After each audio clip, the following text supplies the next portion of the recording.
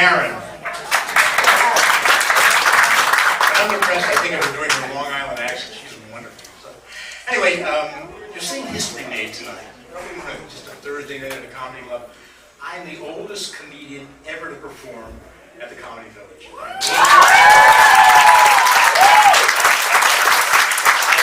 I'm 80 years old. And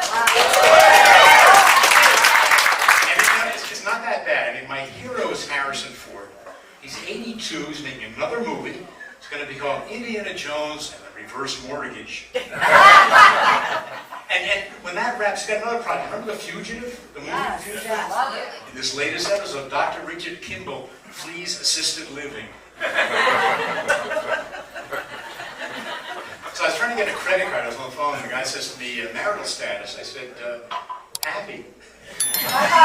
He said, so you're single? I'm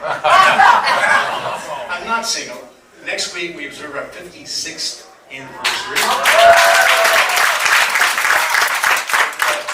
You know, we met in 1964. I was home from college, hanging out with a friend whose younger sister was hosting a slumber party for 6 girls with whom she just graduated high school. We crashed the party, of course, and I looked down. They were sitting on the floor of the kitchen, and I spotted one really cute girl wearing pink baby doll pajamas. And I thought, wow, I bet she would look hot in clothes. We were married in 1969. Back then, women didn't have the choice that they have. Today, women can take their husband's names, they can hyphenate, they can take a new name. Back then, my wife did the traditional thing. She took my name. Her name used to be Sherry Zink, and now it's Bob Zink.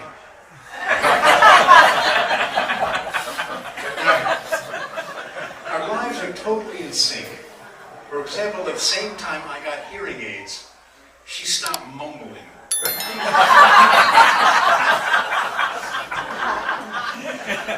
Sherry's a retired psychotherapist. She used to tell me things that she'd hear at conventions. One woman was presenting a case study of working with a couple around the issue of communication in their marriage. At a certain point, she said to the wife, let me ask you, for example, how do you express when you want to make love? The woman said, well, I say, sweetheart, I'm going upstairs now, I'm going to take a long, hot shower. Her husband said, that's what you've been telling me? All these years, I thought you meant I shouldn't run the dishwasher. And Sherry had a colonoscopy. I was at the hospital. It was late afternoon. I was in the waiting room. One other man watching television was kind of blaring. I was trying to read. A nurse walked in. She said, Mr. Albert, as well as Alper. She said, well, your wife is all set. Let me take you to her room. When we got there, she said, would you like me to see if she's ready? I said, no, thank you. We've been married for 55 years. So I walked into the room, and there was Mrs. Albert. She was not ready. Not happy either. So we have two children. We have an adorable 53-year-old.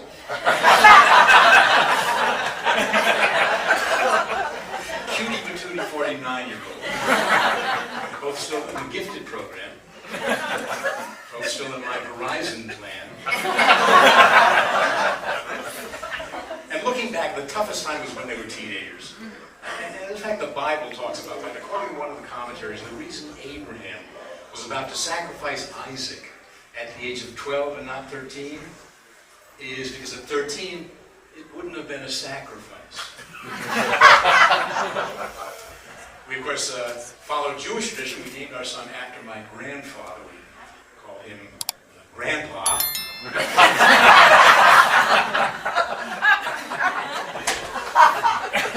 When my daughter was in college, she had a boyfriend who really liked him. He was a nice kid, gentle, smart, very quick. My wife and I always referred to him as her Christian suitor. And the reason we called him her Christian suitor is because his name was Christian Suitor. That's a joke you can't even write. Like little kids, I call my neighbor's 3-year-old picked up shit. My daddy took me to the animal zoo. My daddy's the best daddy in the world. I love my daddy. On the phone, I said, Carl, enjoy her while she's stupid. We've got some pets. Our dog died. And I'd like to talk about him. He came from Florida. And he was a real southern dog, because the dogs in our neighborhood, when they barked, you'd hear, woof, woof. And when Giddy would bark, you'd hear, woof.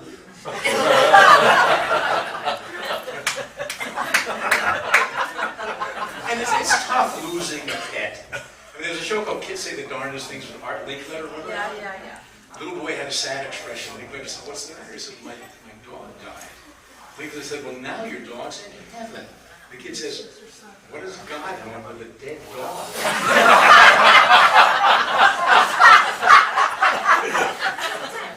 So our new dog has an interest. He came from Puerto Rico. There's a terrible dog problem in Puerto Rico. They're all over, and they're wonderful. They're called Satos. So we got him. Problem is, when he arrived to us, he came with the name Jesus. Jewish family, dog named Jesus.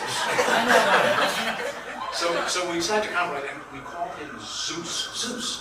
And then if we get his attention, we'd say, "Hey, Zeus!" We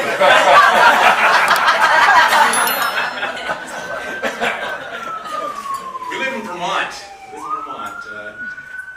Fun fact, they don't let you out of the state unless you look like Bernie Sanders.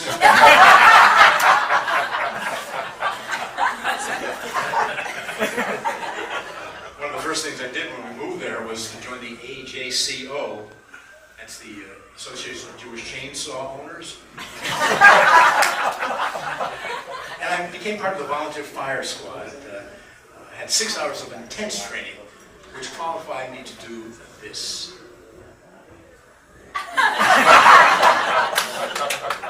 And the reason we love Vermont is you can ski all the time. You know, the slope's 25 minutes from my house. So you can go by yourself, you know, you just take off and go. I was there one time alone, and ski up to the lift, and I had to identify myself, so I said, "Single! Single!" And I heard a voice behind me say, "Ever wonder why?"